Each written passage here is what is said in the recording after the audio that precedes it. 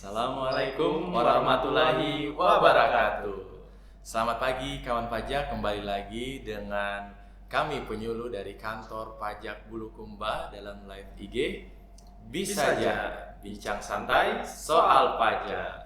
Kembali lagi dengan saya Anca dan rekan saya Rozi. Iya, yang akan membawakan tema kembali lagi nih Kak Ros. Tema yang masih banyak dibicarakan oleh kawan pajak, yaitu Kortex. Iya. Pada kesempatan kali ini masih kembali menjelaskan tentang kewajiban perpajakan bendahara instansi pemerintah di Kortex-nya. Betul sekali Kak Anca. Ya, jadi sedikit informasi ya Kak Anca ya. Iya. Di kegiatan kali ini kita bahas tentang menu-menu Kortex apa aja, yang perlu diperhatikan apa aja, terutama ke instansi pemerintah. Yang diantaranya itu ada pemerintah desa, pemerintah daerah, dan juga pemerintah pusat. Pemerintah pusat. Betul. Ya. Jadi yang pertama-tama paling harus ditahu, Kortex itu websitenya adalah kortexdjp.pajak.go.id. Betul. Jadi bisa dibuka langsung kortexdjp.pajak.go.id atau bisa juga tulis di Google Kortex DJP.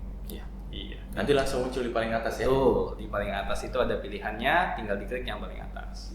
Iya. Pada sesi kali ini juga, kalau kawan pajak atau Bapak Ibu bendahara instansi pemerintah ada yang mau ditanyakan, bisa langsung di chat saja di kolom komentar ya. Nanti ada sesi tanya jawab sendiri setelah pemaparan. Nanti kita bacakan di akhir ya materi. Iya. Pertanyaan Kita jawab satu-satu Karos ya. Oke. Baik. Yang pertama ini Kanca. Ya. Paling penting juga ini Kanca. Gimana sih cara akses akun Kortexnya kalau belum punya? Iya. Buat teman-teman yang belum punya akun. Iya. Jadi mengapa Kortex ini kita kembali bahas lagi nih? Nah, sebenarnya pada kesempatan pertama live IG kemarin itu sudah kita bahas. Cuma mungkin ada beberapa bendahara yang belum punya kan? Belum punya akun. Bendahara desa ya. Terutama bendahara desa yang kemarin itu masih belum ada SPJ nih. Nah, sekarang sudah ada SPJ, sudah butuh untuk aktivasi akunnya. Bagaimana caranya? Yang pertama, Bapak Ibu perlu untuk memastikan bahwa data email dan nomor HP itu update dan aktif dapat digunakan. Karena proses untuk aktivasi akunnya itu nanti akan dikirim berupa link ke email atau nomor HP. Menunya ini di mana Kak? Nah, di Kortex DJP itu kita masuk dulu kortexdjp.pajak.go.id, kemudian kawan pajak pilih menu lupa kata sandi. Iya, jadi kita akan memasukkan kata sandi nick dulu. Kita masukkan nick dulu, kemudian akan memilih nomor HP atau email. Nah, salah satunya ini akan mendapat link konfirmasi untuk mengaktifkan Kortex dan membuat kata sandinya. Baik. Kalau dikirim langsung ya? Iya. Lewat nomor HP pastikan berisi pulsa. Iya. Kalau 500 ya. 500. Cuma ada nggak sih mengisi pulsa 500? Nggak ada. 5.000 mungkin. 5.000. Iya. Jadi daripada kawan pajak harus mengisi pulsa, mending pilih yang gratis lewat email saja. Jadi dipastikan untuk data email dan nomor HP-nya itu aktif karena akan menerima link konfirmasinya itu tadi. Seperti itu. Kalau misalnya Kak Anca, Iya. pada saat kita lupa password itu, nomor telepon atau emailnya sudah ganti, gimana itu? Oh iya, ada yang berubah ya. Betul. Iya. Tinggal kawan pajak datang ke kantor pajak terdekat untuk melakukan update data. Silakan datang ke kantor pajak Bulukumba atau KP2KP Benteng, KP2KP Senjai, nanti petugas akan bantu untuk update datanya. Sekaligus nanti bisa sekalian buat akunnya di situ juga. Ya. Jadi dibantu petugas bisa juga. langsung ya Kanca ya. Bisa langsung. Datang ke kantor pajak terdekat. Betul. Kalau saya lagi di Makassar ini atau lagi di Jakarta, bisa nggak? Nah, kelebihan dari aplikasi Kortex ini adalah kita sudah mengandung sistem borderless. Betul. Jadi dimanapun kantor pajak itu bisa melayani segala kebutuhan kewajiban perpajakan kawan pajak. Misalnya kawan pajak ada di Jakarta tadi ya, atau lagi di Makassar. Nah, silakan datang ke kantor pajak, ada Makassar Barat, Makassar Utara, ataupun Makassar Selatan. Ya, seperti itu. Jadi pastikan bahwa Bapak Ibu sudah memiliki akun dan sudah bisa login. Nah, Kalau sudah login, mm, ada lagi yang harus diperhatikan nggak Anca? nah setelah login kita perlu untuk membuat yang namanya kode otorisasi kan Mas? Kode otorisasi. Ya, jadi kode otorisasi ini merupakan kode yang dimasukkan setiap Bapak Ibu atau kawan pajak itu membuat bukti potong atau membuat laporan SPT masa. Menunya di mana ini Ya. Anca? Ya, masuk di portal saya. Portal saya Portal itu saya. kalau kita selesai login dia ada di paling kiri, Paling di bagian kiri, atas betul. portal saya. Kemudian permintaan kode otorisasi. Jadi silakan kawan pajak atau Bapak Ibu meminta membuat kode otorisasi yang terdiri dari huruf besar, huruf kecil, angka dan simbol. Kalau sama loginnya boleh apa tidak Anca? Disamakan dengan loginnya? Iya. Iya, boleh sekali. Boleh sekali. Karena beberapa kendala itu terlalu banyak password yang Betul. dihafal, terlalu banyak password dicatat. Jadi untuk memudahkan kita bisa Bisa ya, disamakan. disamakan saja Iya. supaya tidak terlalu banyak yang harus dihafal. Betul. Tinggal membuat kode kemudian kita submit. Jadi kode otorisasi nanti ini akan dibutuhkan untuk pembuatan bukti potong dan pelaporan SPT masanya Carlos. Baik. Seperti itu. Tadi kan kita udah bahas nih Kak Anca, Ya. cara login, cara buat akun. Ya. Kalau misalnya saya ini bendahara yang instansinya di bawah dinas, di bawah naungan Oh, iya. dinas. Jadi bukan punya NPWP sendiri. Betul. Contohnya misalnya sekolah, Hmm. kemudian beberapa puskesmas masih ada yang di bawah naungan dinas kesehatan. Itu gimana caranya? Iya. Karena kemarin itu tahun 2024 ke bawah kita masih ada yang namanya NPWP cabang harusnya. NPWP cabang itu di pelaksanaan Kortex ini sekarang sudah tidak ada NPWP cabang lagi. Yang ada itu namanya NITKU. NITKU ya. Iya. Jadi Bapak Ibu yang berada di bawah Dinas Pendidikan, di sini ada SD, SMP untuk Dinas Pendidikan Kabupaten serta provinsi membawahi SMA ya. Baik. Nah, betul. itu Bapak Ibu bendahara masing-masing sekolah itu silahkan untuk meminta kode loginnya, menginput data sekolah di akun Dinas Pendidikan masing-masing atau Dinas Kesehatan untuk puskesmas. Didaftarkan dulu ya. Didaftarkan PIC-nya ya? PIC-nya. Setelah didaftarkan nanti Bapak Ibu sudah bisa login dengan akun sekolah atau akun puskesmas masing-masing. Seperti itu. Kalau misalnya terkendala bisa datang Carlos ya. Bisa datang ke Bisa kantor sekali. pajak terdekat. Iya, kalau ada kendala datang saja kantor pajak terdekat untuk pendaftaran akun PIC-nya. Akun PIC-nya, akun NITKU-nya. Jadi Bapak Ibu sudah bisa login dengan akun sekolah, sudah bukan dengan akun Dinas Pendidikan. Iya. Sudah tidak pinjam-pinjam akun lagi. Bisa langsung ya pakai akun sendiri, login ke Kortex, Hmm. kemudian menyelesaikan kewajiban perpajakan. Betul.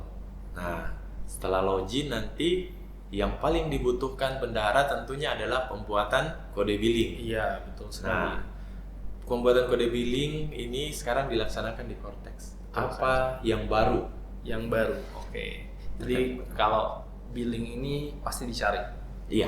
untuk pertanggungjawaban, ya, untuk pelaporan dan yang lain-lainnya, ini Iya. pasti dibutuhkan kode billing. Betul. Ya, jadi mungkin saya jelaskan sedikit. Yang pertama itu ada perubahan pembuatan kode billing. Mm. Ya. Pertama mungkin sudah tahu semua, tahun 2024 kita menggunakan DJP online. Iya. Sekarang kita menggunakan Kortex, tidak lagi menggunakan DJP online. Cara buatnya itu ada di menu pembayaran, kemudian pilih layanan mandiri kode billing. Kode billing. Ya. Tapi ada yang harus diperhatikan Kanca. Iya. Ya. Karena kode billing ini login Kortex-nya menggunakan akun pribadi, Mm-mm. akun masing-masing bendahara. Setelah masuk, bendahara wajib klik di bagian nama. Iya. Di bagian nama, kemudian pilih nama instansinya. Jadi nanti muncul 2 ya? Betul. Jadi ada nama, bisa 2, bisa lebih malah. Bisa lebih. Bisa lebih. Kalau misalnya dinas pendidikan, ya SD, SMP, Mm-mm. pilih dinas pendidikan. Mm. Atau sekarang TK negeri sudah ada juga. Iya. Pilih dinas pendidikan. Kalau misalnya dinas lainnya ya pilih nama dinasnya, pilih nama desanya. Jadi itu harus dipilih dulu. Kenapa? Kalau tidak dipilih, pada saat kawan pajak buat billing, nanti billingnya atas nama pribadi. Oh, salah berarti. Salah billingnya. Oh, buat billing atas nama desa, malah buat atas nama pribadi. Betul sekali Kak Aca. Ya, jadi itu yang harus diperhatikan ya. Nah, itu yang pertama. Iya. Kedua, kalau dulu itu kan pembuatan billing itu langsung aja dibuat kemudian dibayar. Iya. Kalau sekarang di Cortex seharusnya kawan pajak itu membuat laporan dulu, kemudian baru melakukan pembayaran. Oh, berbeda ya Betul. dengan yang kemarin. Jadi ya? ada e-Bupot, ada pelaporan, pembayaran. Sebenarnya ini bukan hal yang beda ya Kak Aca ya. Jadi sebenarnya ini harusnya selama ini dia buat e-Bupot, bayar, kemudian lapor. Betul. Iya. Cuman banyak instansi yang masih belum melakukan. Iya. Ada sebagian instansi, nggak semua, banyak juga yang sudah lapor. Iya. Dia tidak melakukan pelaporan, cuman membuat pembayaran pajak saja. Nah, Ya, jadi memang pembuatan ini harus dibuat dulu, baru dilakukan pelaporan. Dulu seperti itu. Kalau sekarang harusnya lapor dulu, baru dilakukan pembuatan kode billing. kelihatan kode billing. Kalau seperti itu, berarti kode billingnya satu doang ya? Betul. Jadi kode billingnya itu idealnya itu satu saja untuk semua transaksi di bulan tersebut. 1 bulan. Betul. Nah. PPh 22, 23, 4 ayat 2 semuanya satu billing. Yang menjadi kendala adalah bendahara dinas ataupun desa ini maunya satu SPJ, satu kegiatan itu masing-masing ada billingnya masing-masing disertakan. Baik. Nah, ya seperti ini bagaimana? Nah, betul ya. Itu sangat sering ditanyakan ya. Jadi saya maunya satu billing untuk satu kegiatan saya. Kegiatan makan minum billingnya satu, masing-masing servis jasa masing-masing juga satu. Iya. Untuk billing seperti ini itu sudah disediakan di Gunung Cortex, namanya adalah deposit pajak. Billing deposit. Betul. Jadi kita pada saat membuat billing deposit ini tidak menggunakan kode pajak PPh 21, PPh 22 atau PPN, tapi kita menggunakan kode pajak khusus, kode pajak deposit. Betul. Jadi cara buatnya sama seperti yang tadi saya jelaskan tadi. Iya. Kalau di menu pembayaran, layanan mandiri kode billing, kemudian klik lanjut dan pilih deposit pajak. Deposit pajak. Ya, jadi pada saat jenis pajak diklik saja, tulis di situ deposit.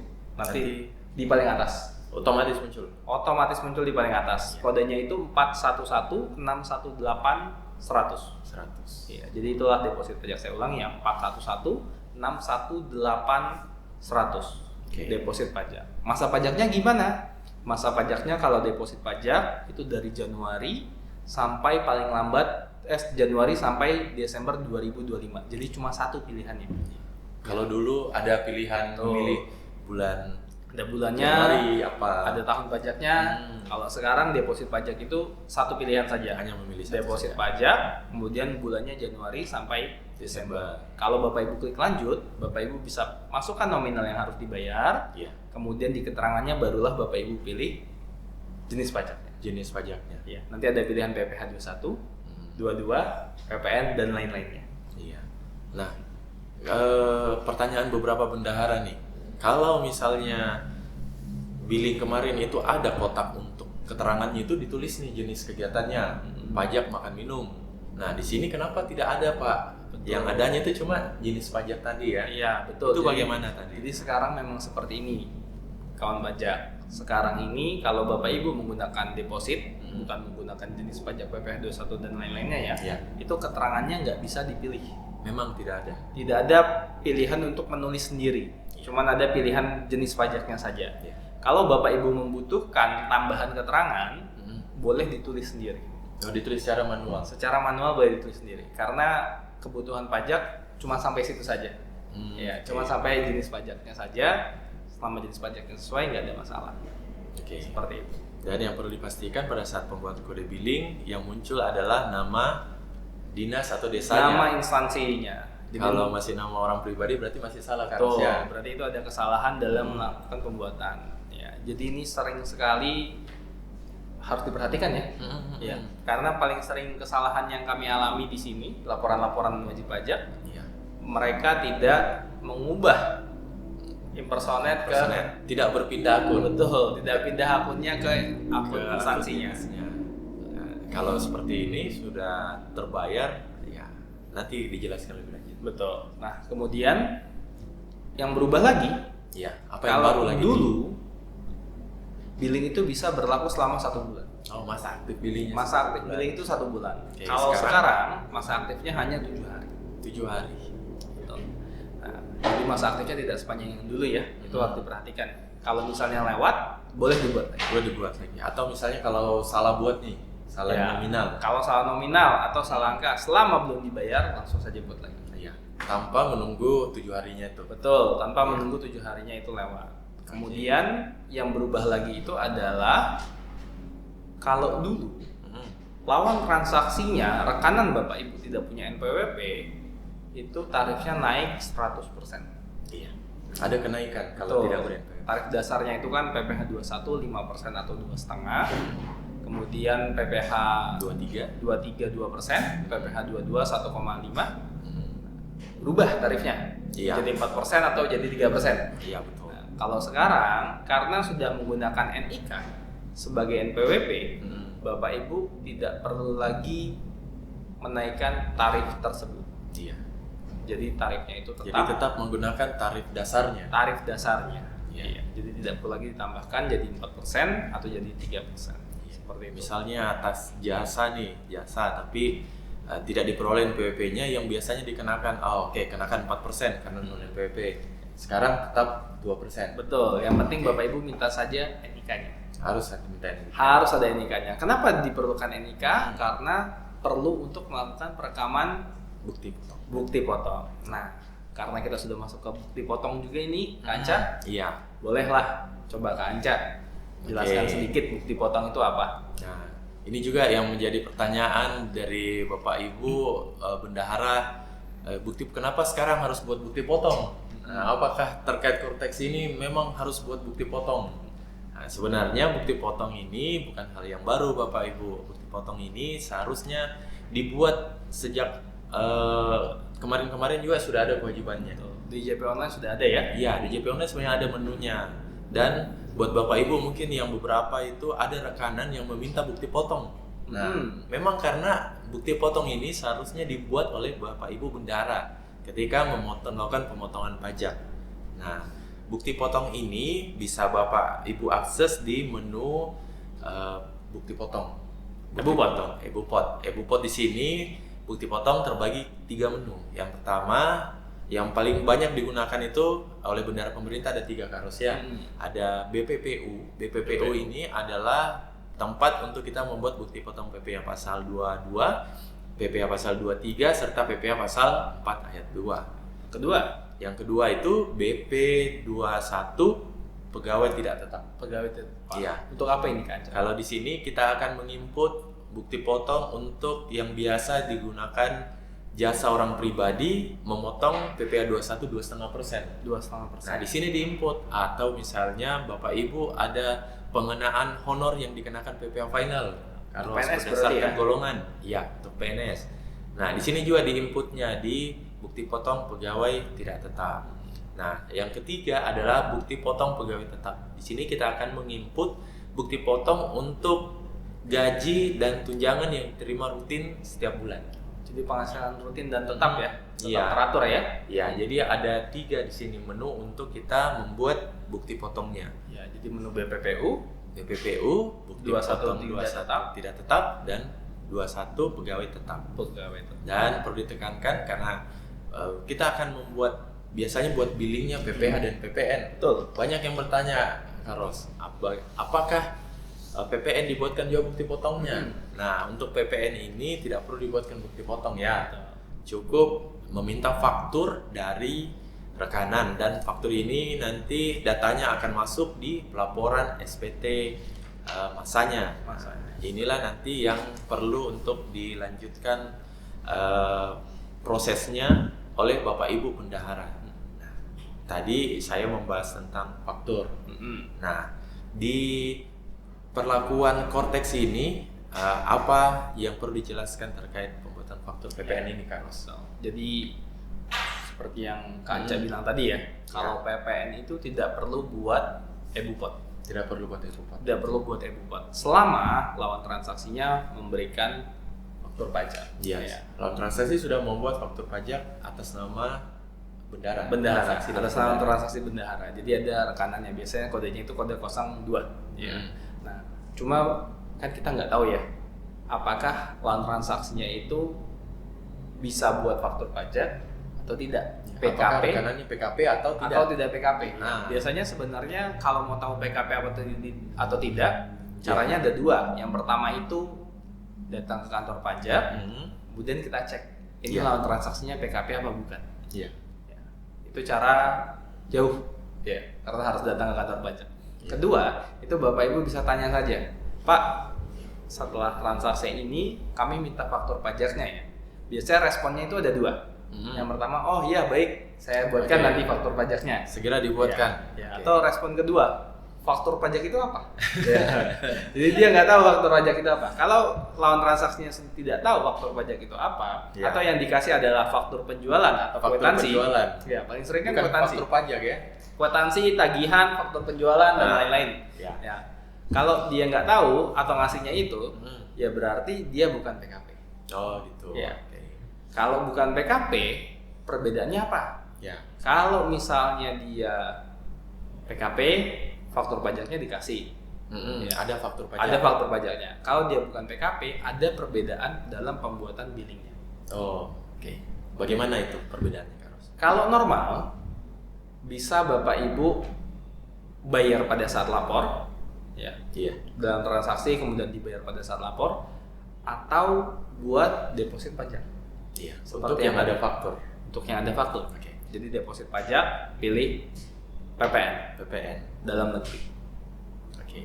Untuk yang tidak ada faktur bagaimana? Atau Kalau tidak PKP. Betul. Kalau tidak ada faktur atau tidak PKP, pada saat buat kode billing, Bapak Ibu bisa langsung pilih PPN tanggung renteng. PPN tanggung renteng. Betul. Jadi pada saat menu pembayaran, layanan mandiri kode billing, Bapak Ibu bisa pilih PPN tanggung ada kodenya renteng. Kodenya itu 411211 108. Jadi sama kayak kode PPN 411211. Cuma kodenya itu jadi jenisnya 108. Dengan keterangan PPN tanggung renteng. Keterangan PPN tanggung renteng atau tulis saja tanggung renteng. Ya, Tanggung pilih yang renteng. PPN bukan PPN BM ya. Nah, itu Ya, kalau jangan sampai PPN salah pilih lagi. Kalau PPN BM itu barang mewah.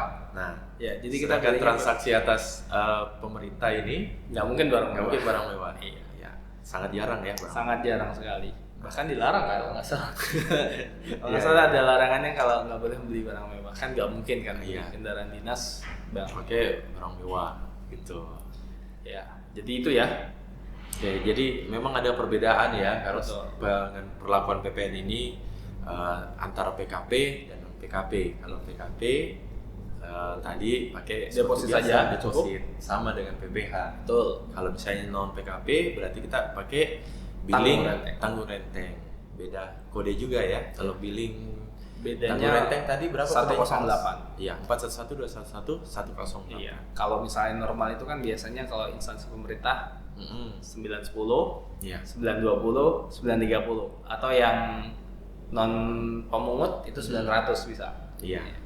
Sekarang semua yang non PKP 108 Betul. rata seperti itu. Nah, selanjutnya Kak Anca. Hmm, Kan tadi kita udah bahas nih cara buat billing gimana, Iya. cara buat bupot gimana, tujuannya apa sih setelah kita buat ini semua, langkah selanjutnya itu apa? Nah, kenapa kita perlu untuk membuat bukti potong ya? Jadi data bukti potong ini perlu untuk kita laporkan. Jadi semua yang telah dibuatkan bukti potong akan masuk pada data surat pemberitahuan. Nah, Bapak Ibu bisa mengakses menunya di surat pemberitahuan. Surat pemberitahuan di sini Bapak Ibu tinggal mengklik buat konsep, kemudian memilih jenis SPT apa yang akan dibuat. Kalau misalnya sudah Bapak Ibu buat bukti potong BPU, maka silakan untuk membuat SPT masa unifikasi yang berisi bukti potong 22, bukti potong 23, bukti potong pasal 4 ayat 2. Kemudian kalau Bapak Ibu sudah buat bukti potong 21, baik itu pegawai tetap maupun tidak tetap, maka yang Bapak Ibu pilih adalah SPT masa PPH pasal 21. Kemudian kalau misalnya nih ada rekanan yang memberikan faktur tadi, memberikan faktur, kemudian kita perlu untuk melakukan pelaporan, silakan memilih SPT masa PPN Pemungut ya. Pemungut. Nah, SPT masa PPN pemungut nanti semua data bukti potong dan data fakturnya Karos yang tadi sudah dibuat itu masuk Ke situ di semua. data pelaporan SPT masa. Jadi Bapak Ibu tidak perlu untuk menginput apa-apa di pelaporan ini.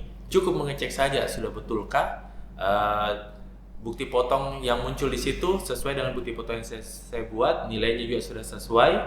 Kalau sudah sesuai, silakan untuk klik pernyataan, kemudian bayar dan lapor. Jadi menunya itu satu ya Kanca ya? Menunya satu. Surat pemberitahuan, pilih surat pemberitahuan, buat konsep di Buat situ konsep. semua. Di situ semua. Tinggal pilih mau Tinggal PPN, PPH 21 atau unifikasi ya. Tinggal Betul. pilih di situ. Kalau sudah selesai buat konsepnya, nanti konsepnya diedit untuk dilaporkan.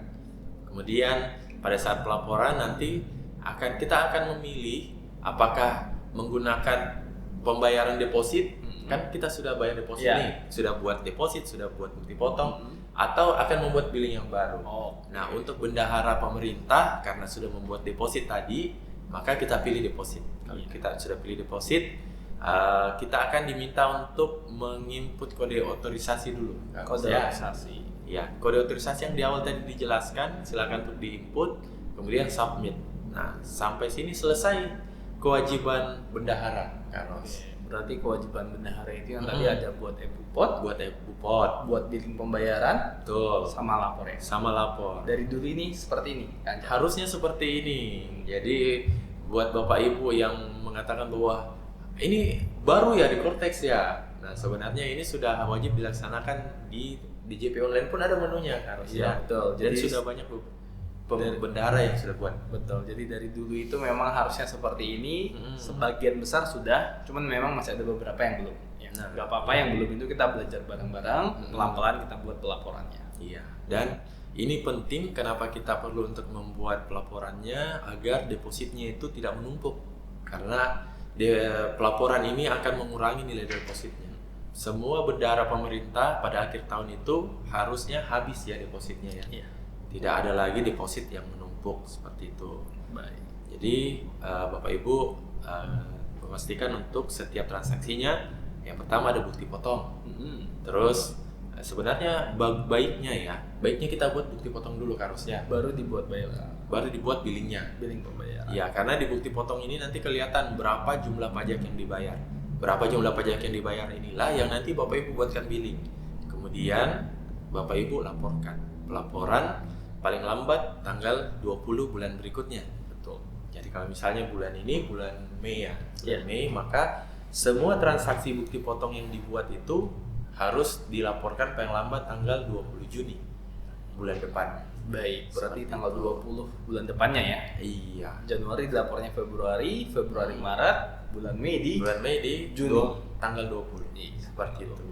Jadi sudah dijelaskan apa-apa step-stepnya. Kemudian mungkin apa lagi yang baru nih terkait kebijakan. Ada lagi. konteks lagi. Ada lagi juga ini yang beda. Iya. Kalau dulu Bapak Ibu salah melakukan pembayaran, Ya. bisa langsung melakukan PBK atau pemindah bukuan. Jadi kalau salah kodenya, salah NPWP-nya, salah jenisnya, salah nominalnya itu bisa langsung PBK, Mengajukan permohonan pemindah bukuan. pemindah bukuan. Kalau sekarang sudah tidak bisa PBK untuk beberapa akun. Ya, jadi kalau Bapak Ibu untuk yang akun pelaporan PPH 21, 22, 23, PPN juga termasuk dalamnya, itu salah bayar, itu nggak bisa dilakukan lagi PBK.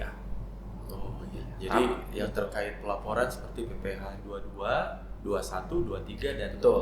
PPN ya. Kalau sudah dilakukan pelaporan ya, jadi sudah dilakukan pelaporan atau Bapak Ibu langsung buat jenisnya pakai PPN atau PPH 21. Tapi ada tapinya ini. Iya ya. Kalau Bapak Ibu bayarnya pakai deposit, itu masih bisa dilakukan pemindah bukuan. Oh iya. Yes. Jadi kalau deposit bisa Bisa, dengan catatan belum dilakukan pelaporan.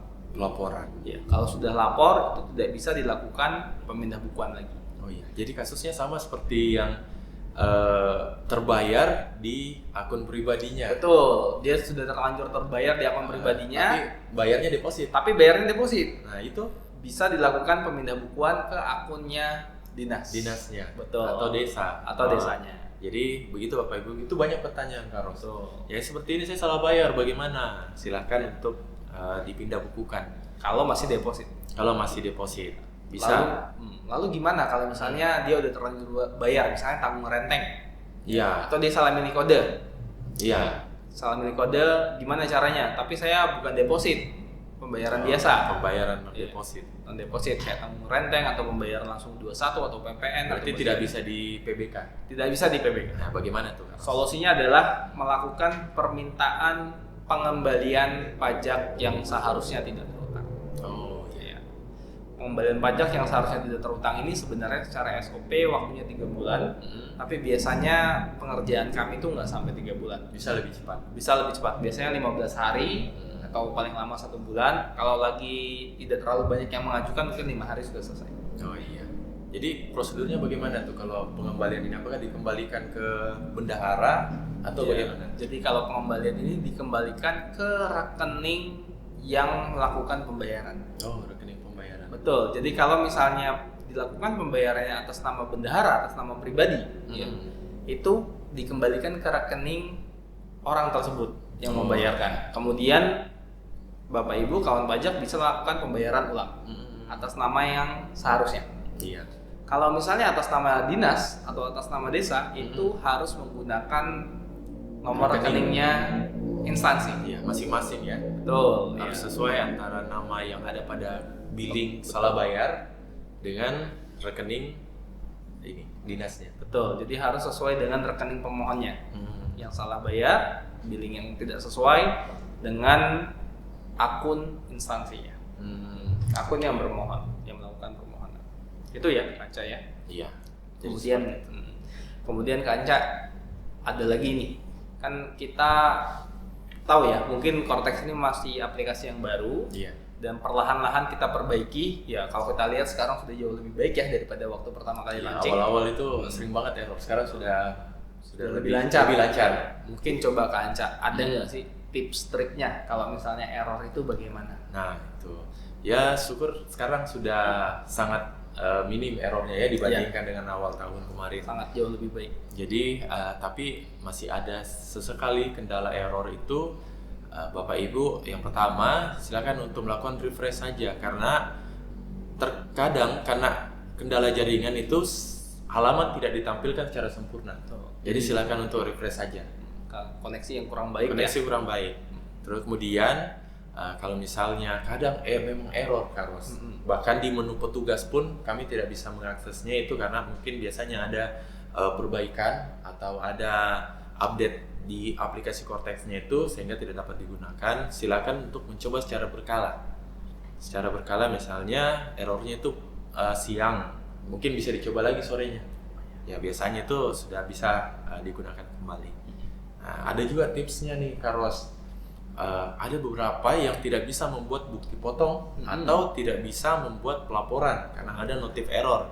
Yang seperti ini Bapak Ibu mungkin bisa untuk merubah time zone di laptopnya masing-masing. Jadi silakan untuk merubah. Kalau sekarang kan kita berada di zona waktu Indonesia Tengah. Iya. Sekarang untuk bisa dirubah ke waktu Indonesia Barat atau bisa dirubah time zone-nya menjadi Jakarta, Bangkok. Baik itu. Iya, berarti regionalnya diganti ya. Regionalnya diganti. Berarti di komputernya tinggal diklik setting, Betul. terus pilih waktu dan regional, kemudian ubah. Mengubah Time menjadi zone-nya. time zone-nya menjadi Bangkok atau Jakarta. Berarti yang otomatis dimatikan dulu otomatisnya ya. Iya, Kemudian kita betul. pilih manual. Nah, Jadi betul. plus 7 ya berarti ya.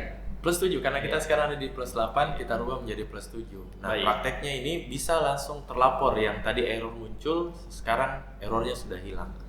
Mungkin itu beberapa tipsnya Karos. Baik. Seperti itu. Nah, Atau misalnya nih kalau kendalanya masih muncul padahal isiannya sudah betul. Semua isian sudah betul, semua tipsnya tadi masih sudah saya lakukan tapi masih ada errornya. Itu bisa datang langsung ke kantor pajak, nanti kami bantu cekkan. Atau bisa tanya di grup ya? Oh, boleh, boleh. Kan kita ada itu grup yang masing-masing Nah, desa. kalau Bapak Ibu belum masuk di grup, Bapak Ibu bendahara belum ada grupnya dengan orang kantor pajak, berarti silakan menghubungi temannya. Iya, minta Karena invite. semua bendahara sebagai media komunikasi kantor pajak dengan bendahara dalam pelaksanaan kewajiban pajaknya itu kita buat grup. Dan di setiap grup itu ada masing-masing PIC penyuluh pajaknya. Bisa langsung melakukan bertanya di situ Iya, ya? bisa langsung bertanya di situ. Nanti kami bantu atau kami DM pribadi, chat pribadi. Betul. Ya. Apakah kendalanya sebenarnya di mana, di laptopnya kah, atau ada kesalahan pada pengisiannya. Baik. Tapi kita usahakan jawabnya di situ ya, supaya kawan pajak, Bapak Ibu bendahara bisa langsung lihat storiesnya. Iya. Ya kan kalau di chat WhatsApp itu ada tuh menu search. Nah Ya. itu juga. Ya. Jadi Bapak Ibu silakan untuk menanyakan di grup ya. Ya, kalau malu-malu bertanya, Iya. klik aja search. Terus coba kendalanya apa? Siapa Iya. tahu udah pernah ditanya sama bendahara lain. Nah, itu Bapak Ibu pentingnya. bisa lihat. Kita bertanya di grup biar misalnya nanti suatu saat ada bendahara lain yang memiliki kendala yang sama bisa melihat Historisnya, di grup iya. saja. Solusinya jadi sudah ada di situ ya. Dibaca sama-sama solusinya. Baik. Seperti itu.